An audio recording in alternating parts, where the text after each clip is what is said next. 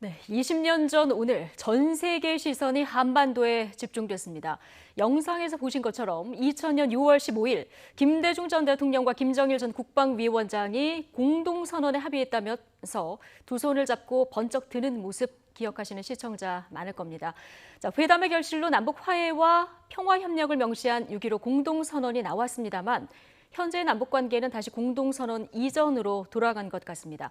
당시 문화체육부 장관이자 김대중 전 대통령의 오른팔로 특사 역할을 하면서 역사적인 첫 남북 정상회담을 성사시켰던 주역 중에 주역이시죠.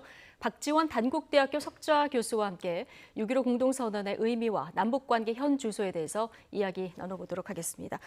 어서 오십시오. 안녕하세요. 예, 교수님 새로운 직함이 하나 더 생기셨네요. 글쎄요, 뭐 그런 것이 중요한 게 아니라 예. 저는 20년 전 이 시간 김정일 위원장이 6.15 공동선언을 너무나 만족하게 성사시키니까 어떻게 아침에 가십니까? 예. 자기가 오찬이라도 별도로 대접하겠습니다. 해가지고 아주 화기애애한 분위기 속에서 술도 마시고 노래도 하면서 예. 그렇게 보낸 그 현장에 있어야 되는데 오늘 이렇게 남북관계가 어긋나기 시작한 자리에 앉아 있으니까 좀 불행한 것 같습니다. 너무 안타까우시군요. 그러니까 지금 이 시간에 20년 전 오늘 이 시간에 지금 평양에 계셨던 거예요. 그렇죠. 예. 그러니까 원래 이 6.15 공동선언은 6월 14일 날 밤에 서명을 했습니다. 예. 그런데 김정일 위원장이 북한은 꺾어진 나라를 좋아하더라고요. 지우고 15일 날로 고친 거예요. 예. 실질적으로 저렇게 한 것은 14일인데 15일 날로 이제 그때까지 이 행사는 계속됐죠. 그래가지고 너무 만족해서 내일 아침 우리는 평양 순환비행장을 출발해서 한국으로 와야 되는데 네. 김정일 위원장이 하루 전에 너무 만족해서 그 환송 오찬을 예정이 없던. 예정이 예. 전혀 없었어요. 그러니까요. 그 6월에 평양 순환공항에 김대중 대통령 내외가 내리고 김정일 국방위원장이 마중을 나왔고 이 손을 잡는 모습 보면서 국민들이 와 했거든요. 그때 그렇죠. 이걸 직접 보셨을 텐데 그때만 해도 20년 뒤에 남북 관계가 지금 이런 상황일 거라고 생각 못 하셨을 것 같아요. 물론 이렇게 될지는 몰랐죠. 예. 그러나 저는 6.15 특사로서 그 소위 4.8 합의서 저와 송호경 대남 특사가 베이징에서 6.15 남북 정상회담을 최종적으로 합의한 게 예. 4월 8일. 네. 그래서 우리는 4.8 합의서로 보는데 거기에서 남북 정상이 역사적 상봉을 하고 정상회담을 한다. 이렇게 돼 있기 때문에 김정일 위원장이 그 전용기에서 저런 외교부 의전장을 만났을 때 물어봤어도 나오는 걸 몰랐어요. 그런데 우리 공식 수행인들이 밑에 내려가서 도열을 하고 서 있는데 갑자기 어렁첨난 함성이 울려오는데 예. 쳐다보니까 저는 맨 먼저 국방색 푹 나온 배만 봤어요. 위에를 예. 보니까 김정일 위원장이더라고요. 그래서 그 역사적 상봉을 순환공항에서 했는데 흔히 이 포옹하는 사진을 지금도 나오던데요. 네. 그러니까 혹자들은 무엇이 김대중 대통령은 김정은 위원장을 처음 만나가지고 악수도 하고 포옹도 했느냐라고 이제 많은 사람들 그 보수층에서 비난을 했어요. 저 포옹하는 사진은 떠날 때, 작별할 때 예. 했습니다. 그렇죠. 처음에 도착했을 때는 악수만 하고 돌아올 때는 정말 포옹하는 이런 장면을 우리가 볼 수 있었는데 어쨌든 최근 열흘 정도 북한에서 계속 지금 비난 성명을 내고 있어서 참 심경이 착잡하실 것도 같고 어제 잠도 좀 못 주무셨다. 앞서 저희 대담 전에 잠깐 그 얘기도 해주셨는데 역사에서 교훈을 찾을 수 있을지 좀 20년 전으로 잠깐 돌아가 보겠습니다. 근데 사실 남북 정상회담이 그때 성사되기까지도 상황을 보면 그 전해에 사실 연평해전도 있었고요. 김대중 대통령이 꾸준하게 만나자 이런 제안했지만 북한의 반응이 냉담했었는데 이걸 남북 정상회담이 열리게 할 수 있는 뭔가 단초가 있었을 것 같아요. 우선 북한은 김대중 대통령께서 야당 때부터 그렇게 주장을 했지만 또 취임사에서도 그러한 말씀을 했지만은 신뢰를 못해요. 믿지를 못했어요. 예. 그래서 제1차 회담을 제가 특사로 송호경 특사와 싱가포르 호텔에서 만났는데 그 시간에 예. 김대중 대통령은 그 유명한 베를린 선언을 발표했습니다. 제가 가기 전에 그 이제 원고를 가지고 갔기 예. 때문에 송호경 특사에게 이러한 이유 때문에 이렇게 김대중 대통령은 김정일 위원장과 정상회담을 바라고 있다. 이걸 한 2시간 설명을 하니까 송호경 특사가 마치 김대중 대통령의 음성을 듣는 것 같습니다. 예. 그래서 저는 그때 제 온몸에 전율이 확 흐르면서 아, 정상회담은 되겠구나. 되겠구나. 그때 그렇게 생각하셨군요. 예, 그렇게 생각했습니다. 예. 이 얘기를 김대중 전 대통령한테 전했을 때 반응이 어땠습니까? 김대중 대통령께서 전달했을 때 이거 뭐 제 칭찬하는 것 같습니다만 예. 내가 그래서 북측에서도 내 측근을 보내라고 했지만은 박 장관은 그러한 설득을 할 수 있는 능력이 있어서 너를 보낸 것이다 하고 칭찬해 주더라고요. 예. 그러셨군요. 그 싱가포르에서의 만남 그리고 송호경 특사하고 만나서 남북 정상회담을 하자 이렇게 합의를 하기까지 그리고 그 이후에도 굉장히 많은 고비가 있었을 것 같아요. 거기까지는 잘 됐죠. 거기까지는 잘 됐고. 예. 그러면서 헤어지면서 오늘 이 싱가포르 만남은 절대 비밀로 하자.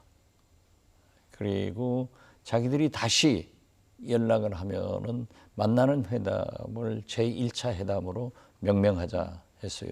저는 처음에 몰랐어요. 예. 나중에 알고 보니까 김정일 위원장이 국방위원회 군부와 상의하지 않고 독단적으로 결정해가지고 예. 우선 정상회담의 가능성이 있는가 소위 간보기를 하러 온 거예요.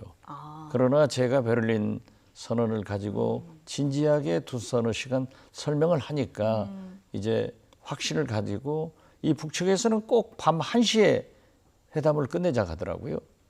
그래가지고 자기들이 연락한다 라고 하면은 왜 그랬는가 그것도 나중에 알고 보니까 1시에 마감해가지고 2시에 전체적인 북한 상황을 김정일 위원장한테 보고를 한답니다. 예. 그러면 이제 거기서 검토해가지고 지시가 내려오니까 그때까지 또 기다리는 거예요.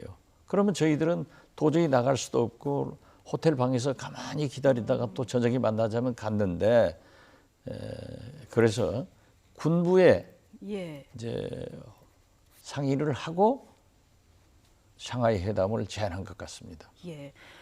뭐 북한 내부의 이 보고 체계까지 다 기다리면서 해야 됐으니까 얼마나 그 고비가 많았을까 싶은데 이 고비를 넘기고 어쨌든 합의서도 나왔고 그러다 보니까 이제 평화 다 왔나 이런 생각을 했는데 20년이 지난 지금도 부침을 거쳐서 다시 원점으로 돌아간 이런 느낌입니다. 좀 하나씩 보면 6월 4일 대북 전단 문제를 걸고 북한에서 첫 비난 성명이 나온 이후에 지금 발언 수위가 계속 높아지고 있어요.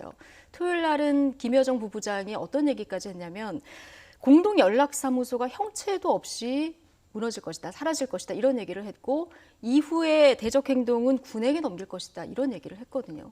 어디까지 북한의 행동에 나설까요? 저는 백두혈통인 김여정 제1부부장이 그러한 발언을 하면서 담화를 발표하면서 김정은 위원장과 국가와 당으로부터 그 권한을 이임받았다.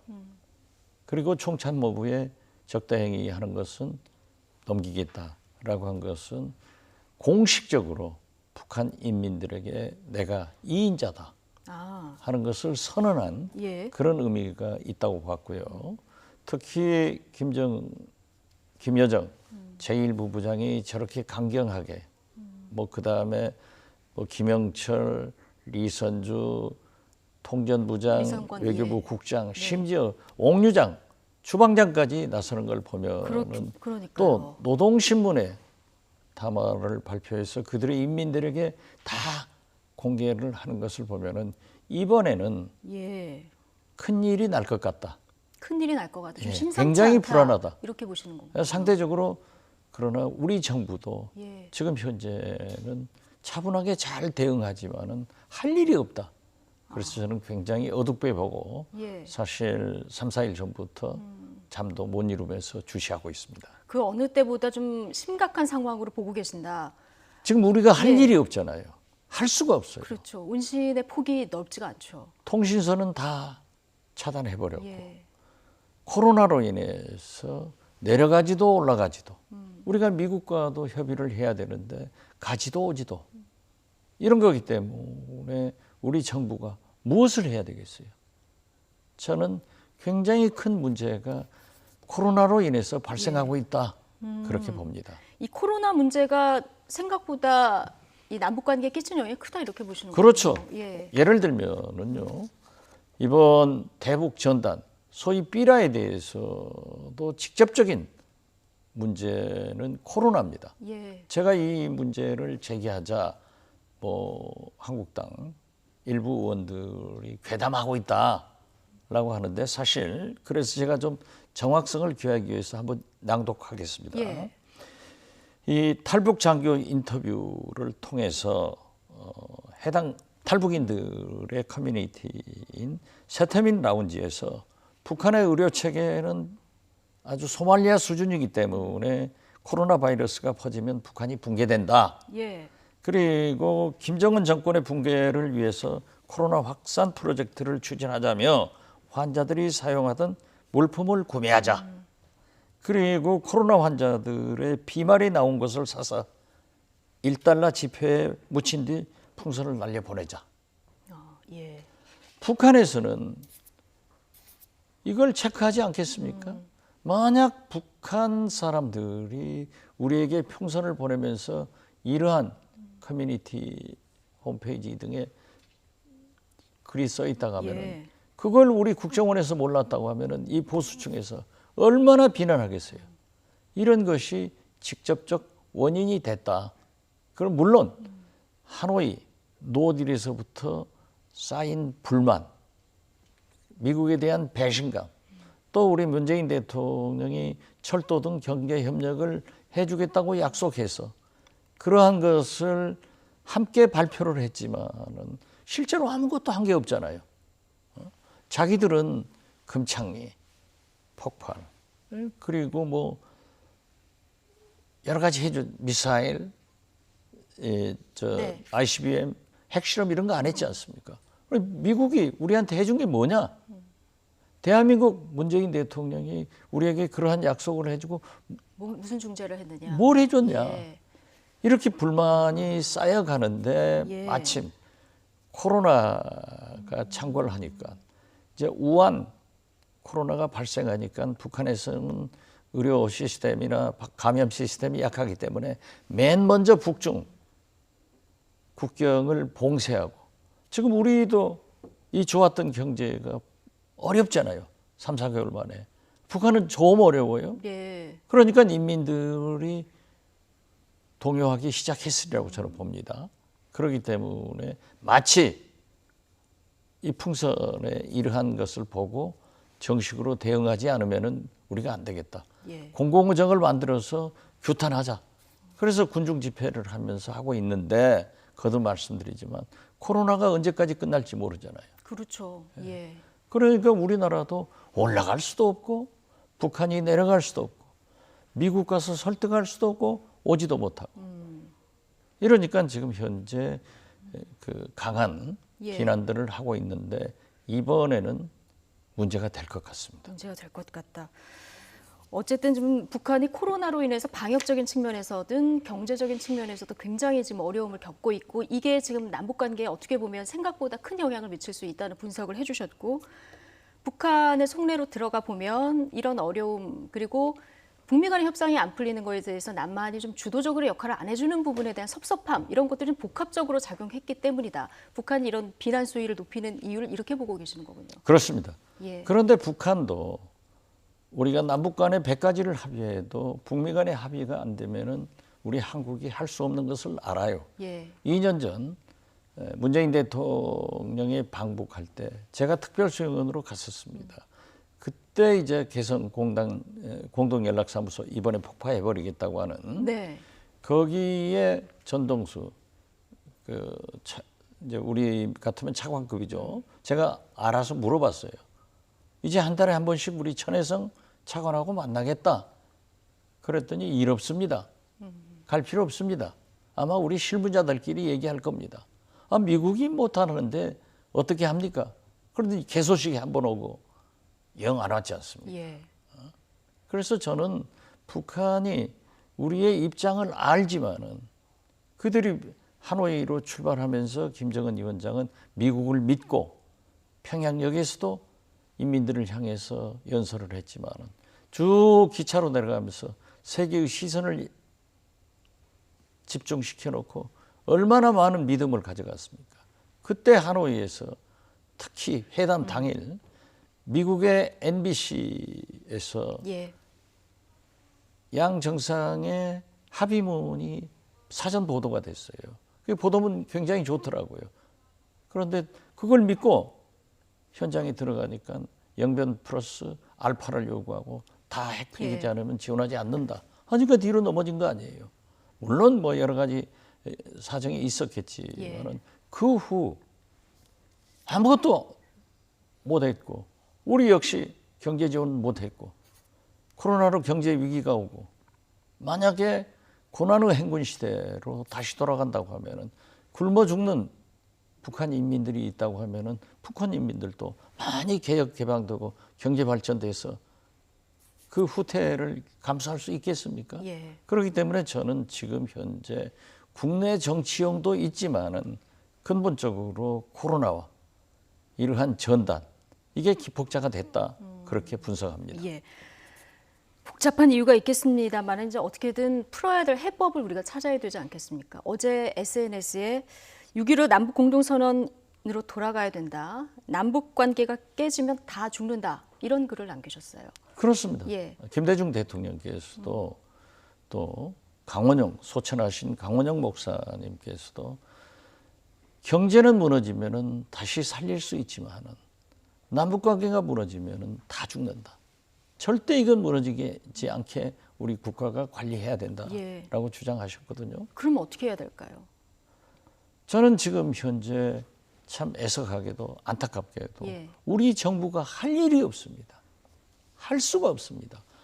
그러나 전 세계에서 이것을 해결해 나갈 사람은 문재인 대통령밖에 없어요. 예. 아무리 코로나가 창궐을 하더라도 방호복을 입혀서라도 특사를 파견해서 북한과 대화를 하고 계속 제안을 해야 됩니다. 물론 당분간 거절할 겁니다. 네. 미국도 트럼프 대통령이 지금 위기 아니에요?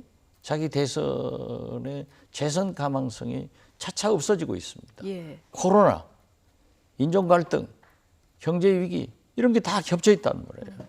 그러니까 저는 문재인 대통령이 미국도 역시 특사를 파견해서 먼저 남북 정상회담을 통해 김정은 위원장에게 다시 한번 설명하고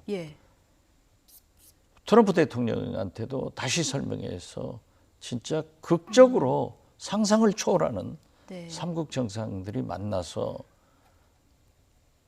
하노이 이전으로 가자 이겁니다. 남북미 정상이 만나서 풀어야 된다. 그렇죠. 이런 말씀이신데. 그러한 상상을 초월하지 않으면은 지금은 어려운 길로 가기 때문에 북미 관계는 9.19 합의, 하노이 이전으로 돌아가서 영변 플러스 알파를 북한은 폐기하고 미국은 100% 폐기는 어렵다 하더라도 사실 영변을 폐기하면은 7, 80% 폐기가 되는 겁니다. 그래서 경제 제재 해제하고 경제 지원을 하는 그런 극단적인 방법을 모색하지 않으면 저는 굉장히 어렵다 이렇게 봅니다. 그렇군요. 남한과 북한만 만나서도 안 되고 미국 정상도 만나서 남북미 정상이 함께 풀어야 된다. 그렇습니다.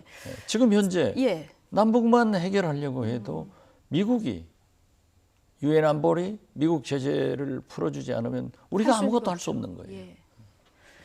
그러면 이 남북미 정상이 만나려고 하면 앞서 말씀하신 대로 이제 특사가 좀 오가야 되는데 우리가 뭐 방호복을 입혀서라도 보내야 된다는 말씀 앞서 해주셨지만 북한이 받을까요? 특사를 보낸다고? 지금 현재는 안 받죠. 예. 안 계속 설득을 해야 받지만은 될까요? 계속 김정은 위원장도 지금 굉장히 어렵잖아요. 네. 코로나는 창궐하지.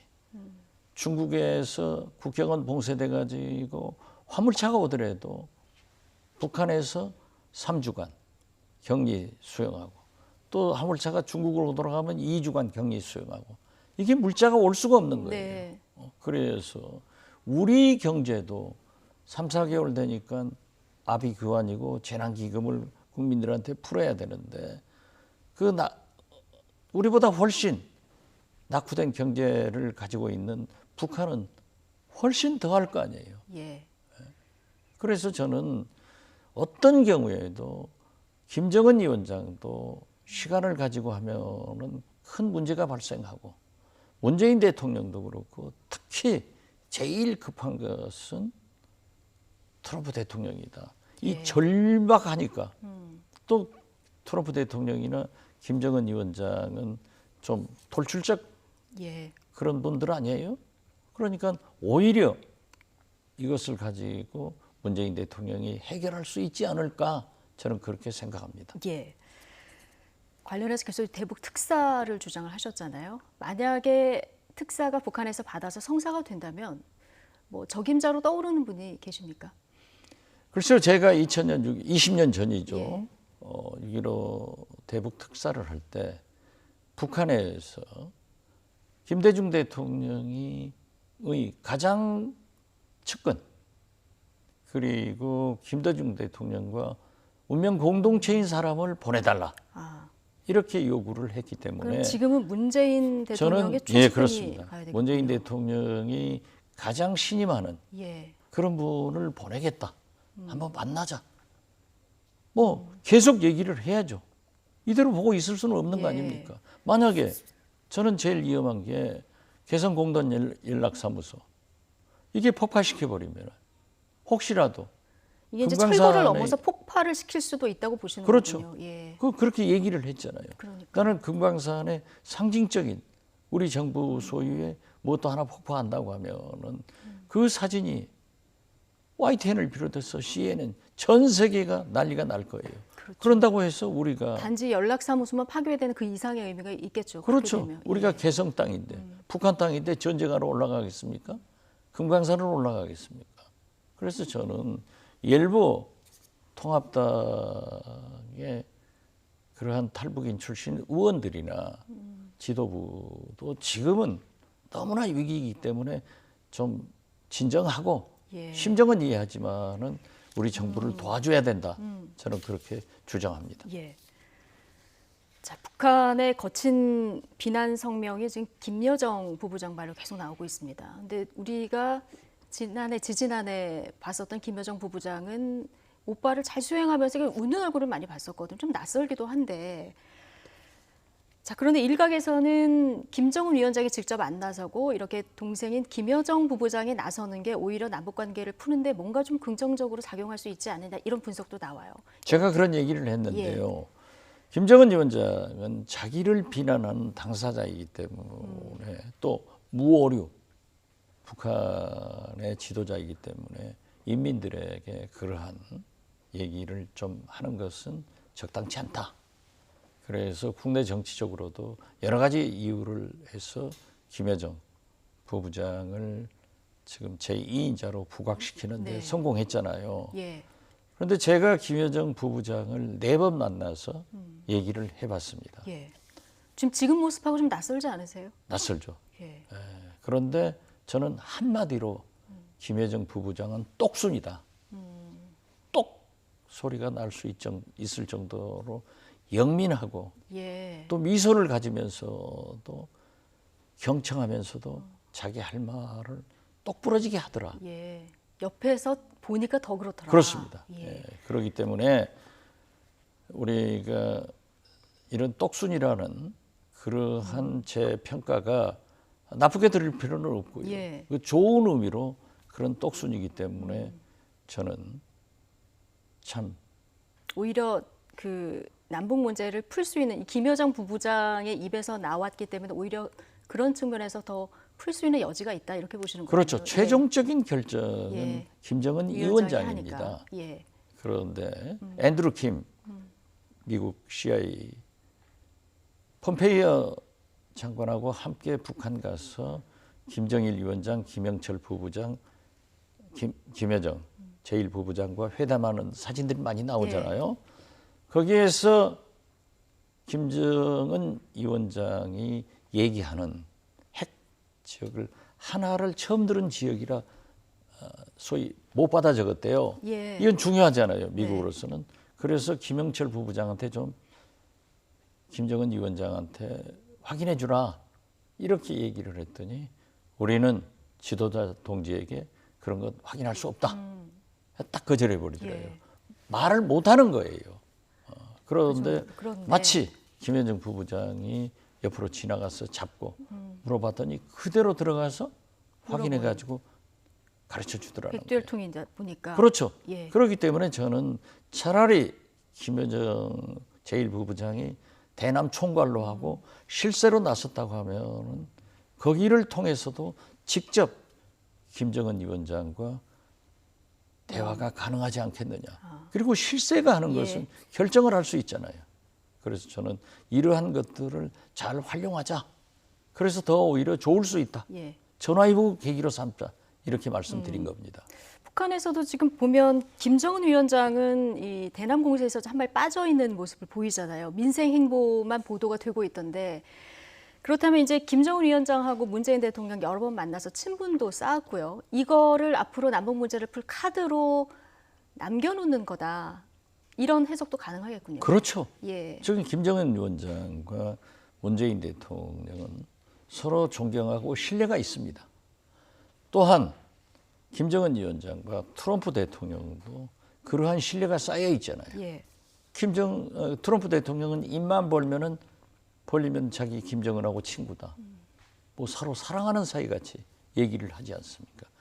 삼국의 정상들이 가지고 있는 이런 신뢰를 또 한번 활용할 필요가 있다. 네. 그래서 이걸 해결하자 이런 생각을 저는 갖습니다. 예. 자, 많은 대북 전문가들께서 대북 문제를 풀려면 인내심을 가져야 된다. 이 얘기를 많이 하고들 계십니다. 그런데 앞서 이제 옥류관 주방장 얘기도 하셨지만 우리 대통령을 향해서 그렇게까지 얘기를 하는데 우리가 계속 참아야 하냐? 너무 저자세로 대북 관계를 끌어가는 거 아니냐? 이런 비난을 하시는 분도 있는데요. 이 부분은 어떻게 보십니까? 이건 지금 애들 싸움이 아닙니다. 예. 김영철 부위원장이 불바다 만들겠다. 불바다 만들었습니까? 북한은 때때로 자주 저러한 극단적 용어를 사용하지만 우리가 포용을 해야지. 북한이 포용하겠습니까? 같이 그러면 대적해서는 일이 일비할 예. 필요 없다. 그리고 이번에 특히 이 NSC 등을 소집해서도 정부가 과민 반응하지 않고 차분하게 대응해야지. 지금 그럼 뭐 총 들고 싸우러 갈 거예요? 너희 녀석이 이리 와라 할 거예요. 이건 구상유치한 예. 생각입니다. 남북 관계예요. 예. 북한이 지금까지 했던 발언들을 봤을 때 이 정도는 차분하게 대응을 해야 된다. 교수님이 이렇게 보시는 건데요. 그렇죠. 예. 방법이 없잖아요. 네. 우리가 여기에 대해서 더 강한 발언으로 나갈수록 남북 관계가 풀기가 더 어렵다. 더 어렵고 예. 똑같아지죠. 더 제자리 걸음을 할 수밖에 없다. 그렇죠. 예. 북한은 지금 현재 공격함으로써 인민을 단속하고 이러한 경제 위기를 극복하는 방법으로 단결시키지만 우리는 북한을 설득해서 평화의 길로 나오게 하고 북미 정상회담을 통해서 북한 핵을 해결하려고 나가야지. 똑같이 덤비면은 싸우죠. 안 된다. 우리 초등학생들 싸워가지고 코피 터지는 것하고 똑같죠, 뭐. 이거는 아이들 싸움처럼 대응해서는 안 된다 이런 말씀 해주셨는데 어쨌든 지금 남북 관계는 북미 관계랑 떼어서 생각할 수 없고요. 북한이 핵을 포기하겠다고 나선 것도 좀 경제적으로 잘 살기 위한 거 아니겠습니까? 그렇죠. 그런데 지금 북한이 미국에 대한 비난 성명 수위도 조금 다시 높이고 있는 이런 상황인데 지금 더 이상 그 치적 보따리 대가 없이 주지 않겠다 이런 얘기 하지 않았습니까?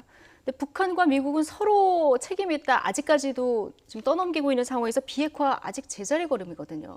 앞서 이거 문재인 대통령이 풀어야 된다 이런 얘기를 하셨는데 해법은 없을까요? 그러니까 이게 풀려야 남북 관계도 풀리는 거잖아요. 그렇죠. 예. 풀려야죠. 네. 삼국이 지금 맞물려 돌아가는 거예요.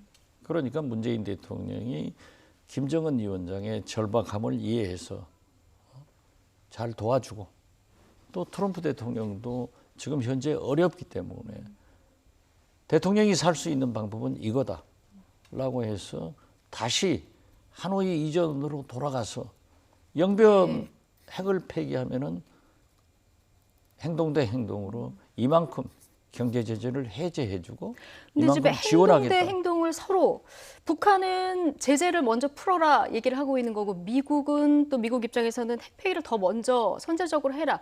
여기에 접점이 지금 안 찾아지고 안 되죠. 있는 거잖아요. 그렇지만 그 스탠퍼드 명예교수인 해커 박사, 미국에서 북한 핵에 대해서 제일 많이 아신 분 아니에요? 예. 이분도 점진적 비핵화지 10년, 15년 걸린다 했어요. 예. 이걸 하루아침에 다 부숴라? 할 수가 없는 거죠. 예. 그러면 김정은 위원장은 행동으로 파괴로 보이면은 트럼프 대통령은 한마디로 말 한마디로 그냥 YS 내각제 찢어버리고 안 해 하면은 누가 손해예요? 이러한 불신이 안 돼 있으니까 우리 문재인 대통령을 매개체로 해서 예. 지렛대가 되고 서로 신뢰를 회복해서 북한이 이만큼 폐기를 하면은 미국은 이만큼 경제 제재 해제를 하고 경제 지원을 해주고 이렇게 해서 신뢰가 쌓아가면은 완전 비핵화가 되는 그 거죠. 신뢰를 쌓아가는 과정을 문재인 대통령이 해야 된다. 그렇죠. 중간에서. 예. 북한이 이제 대가 없이 치적 보따리 더 안 준다. 이 얘기 거꾸로 생각하면은 대가를 주면 치적 보따리를 줄 수 있다. 이렇게 해석하시는 전문가들도 있더라고요. 그러니까 제가 회담하라는 예. 거예요. 그래서 예. 행동 대 행동으로 하자는 거죠. 그럼 미국 대선 전후에서 뭔가 북미 관계가 풀릴 가능성도 있을까요? 그런데 김정일 위원장이 저를 만났을 때 지금 뭐 20년 전이죠. 만났을 때 제가 이해창 대표를 초청해서 좀 잘 지내라. 다음 대통령이 이해창 대표가 되면은 남북 관계가 어떻겠느냐. 그리고 우리가 예산을 확보하는데도 남북 협력 기금을 하는데 이해창 대표의 도움이 없이는 안 된다. 예. 라고 얘기를 했더니 김정일 위원장이 이런 얘기를 하더라고요.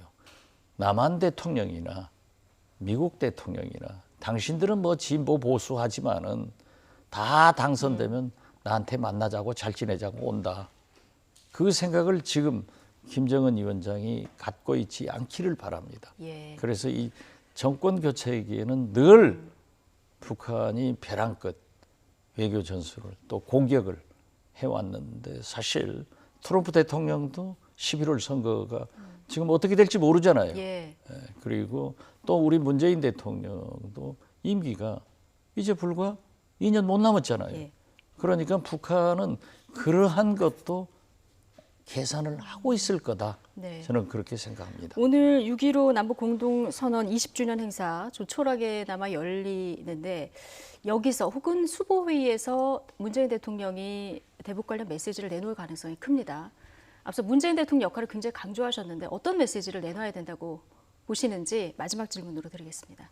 지금 김정은 위원장이 직접적으로 말씀을 안 하시는데 상대에서 문재인 대통령은 함께 할 수는 없을 겁니다. 예. 그러나 6.15 20주년이기 때문에 그 역사성, 원론적인 말씀이 나오지 않을까 예상합니다. 원론적인 그렇죠.